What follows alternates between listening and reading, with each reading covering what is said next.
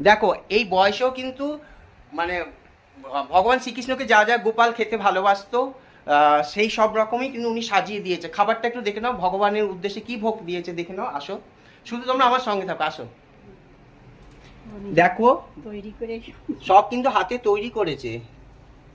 ওনার বয়স 70 বছর বয়স, কিন্তু তা সত্ত্বেও দেখো, তোমাদের কেন বারবার এই কথাটা বলছি যে দেখো একটা এজেড মানুষ হয়েও কিন্তু দেখো ভগবান যা যা পছন্দ করতো সমস্ত কিছু বানিয়েছে। দেখো তালের বড়া থেকে আরম্ভ করে, সুজি থেকে আরম্ভ করে, লুচি, মালপো, তারপরে দেখো তাল জাল থেকে আরম্ভ করে প্রত্যেকটা জিনিস দিয়েছে। কিন্তু ভগবান গোপাল যা যা ভালোবাসে প্রত্যেকটা জিনিস দিয়েছে। তাই বুঝতে পারছো যে মানুষ ইচ্ছা থাকলে সব হয়। আমাদের কিন্তু মানে ওনার মনে ইচ্ছা, এ পাশে আসুন একবার। ওনার কিন্তু মানে ভগবানের প্রতি বিশ্বাস আছে যার জন্যে।